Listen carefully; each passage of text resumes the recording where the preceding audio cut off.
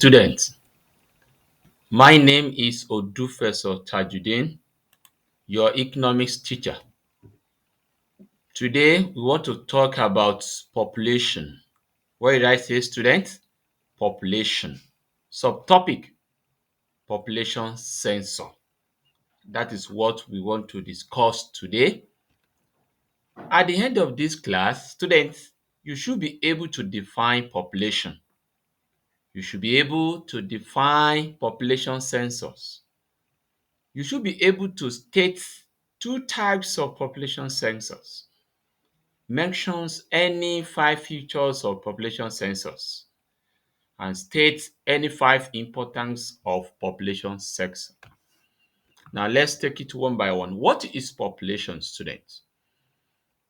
Population is defined as the total number of people living within a country or within a geographical area at a particular time. We can explain population as the total number of people that are living in a particular place at a particular time. The numbers of male, females that are found in a particular place is called population.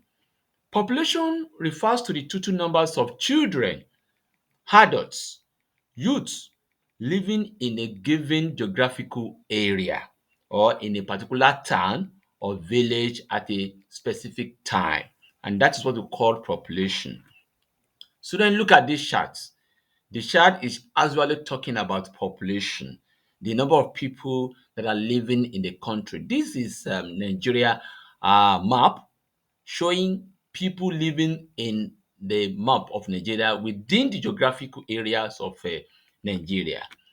And these are another examples of population. As you can see, people living in a particular area. This is what we call population. The number of people that you have here is what we call population. Now let's move on to population census. What is population census, students? Population census is the head count of all national, the head counts of people in a particular country at a particular time. Population is about counting of people that are living in a particular place. When we are young, there is a song that we normally sing when we are young about population. And I want you to listen about this. At times, our teacher also, teach us on how to think about this song. And let us look at it. Bàbá ẹ wá kà wá sẹ́ńsọ̀, bàbá ẹ wá kà wá sẹ́ńsọ̀, sìstá ẹ wá kà wá sẹ́ńsọ̀, bọ̀dá ẹ wá kà wá sẹ́ńsọ̀, sẹ́ńsọ̀ sẹ́ńsọ̀ sẹ́ńsọ̀ sẹ́ńsọ̀ sẹ́ńsọ̀ sẹ́ńsọ̀. You can also say it after me. Bọ̀dá ẹ wá kà wá sẹ́ńsọ̀, bọ̀dá ẹ wá kà wá sẹ́ńsọ̀, sìstá ẹ wá kà wá sẹ́ńsọ̀, ìyá ẹ wá kà wá sẹ́ńsọ̀, bàbá ẹ wá kà wá sẹ́ńsọ̀, sẹ́ńsọ̀ sẹ́ńsọ̀ sẹ́ńsọ̀ sẹ́ńsọ̀ sẹ́ńsọ̀ census. Beautiful student. We can define population census as the counting of people that are living in a particular place.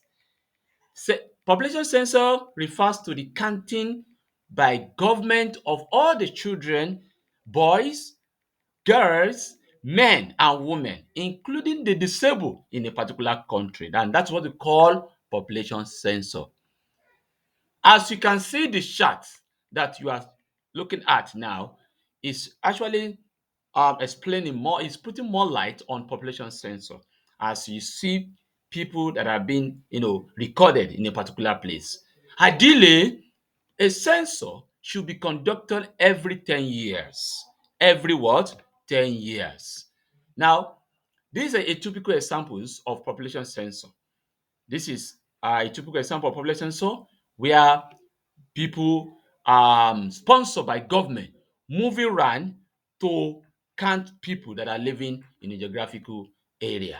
Now let us move at the features or characteristic of good population census.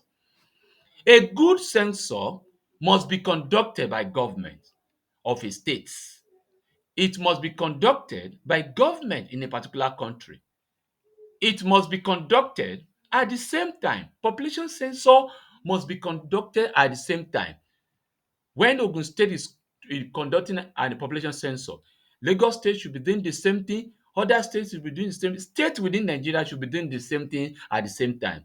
A good population census must involve regular counting at a specific interval of time. It must reveal the population of the country. A good population census must involve the physical counting of people rather than proxy, rather than counting people without seeing them. A good population census must involve experts who are knowledgeable in population studies. We don't just use anybody to move around counting of people. We need to use people that know about this, people that know the technicalities of how to count people, how to record those that I've seen and put them in the records. So we don't just use anybody anyhow. A good population census must involve an expert who are knowledgeable in the population studies. These are the features of population census. Now, let's move on to the types of population census. There are two types of population census. Student, how many types? Two types. Beautiful. Now, let's take it one by one. We have de facto population census. What did I say? De facto population census. We also have the jure population census. What did I say? The jure population census. What is de facto population census? Counting of individual or enumeration of individual as of where they are found in a particular place, of regardless of where they are normally reside. The job population census is the counting of people or enumeration of people of individual as of where they are usually reside, regardless of where they are living at the time of carry out the population census. Now look at the chart on the screen. It's actually describe the differences between the de jure and de facto population census. Usually household resident, that is de jure. De facto stay in the household last night so that people that move around can count them. This is Now let's look at the differences now. The facto population census is talking about the population is enumerated or is counted where it is found, regardless of the respondent usually place of residence. While the jure is talking about the respondent is counted or enumerated at their usually place of residence, regardless of where they stay at the time of carrying out the population census. Now, look at this chart now. It's putting more light on the differences between the de facto and the job population census. You can go over and understand. Now, let us look at the importance of population census. Importance of population census to know the population size in a particular country. Now, to know the estimates of our revenue. Then for forecast future of economic needs, government carry out population census to determine the level of unemployment. Not only that, the level of employment sef. We can use population census to determine the standard of living, to determine the standard of what? Living.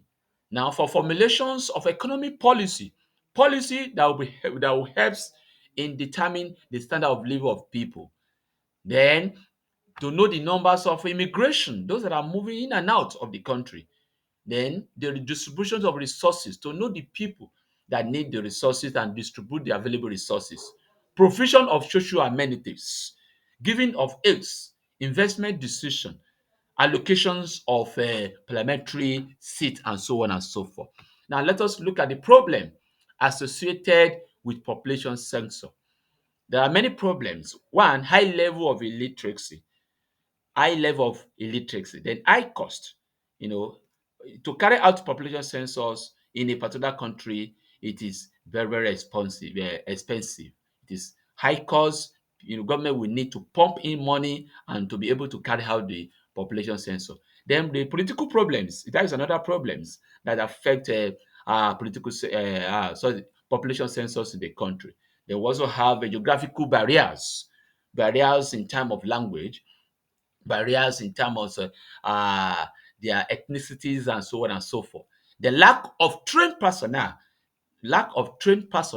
is also affect the population. Religious beliefs, they also have lack of transportation, lack of communication, poor regional planning, and so these are the problems associated with population census. Student, I hope you understand the topic, the population census.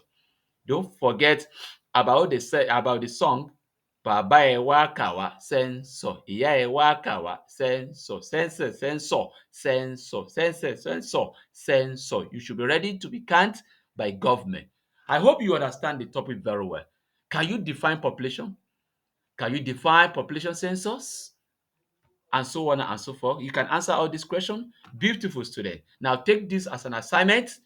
Do it at the back of your notes, or you do it and send it to me on WhatsApp for the purpose of correction. Thank you and God bless you. Bye bye, students.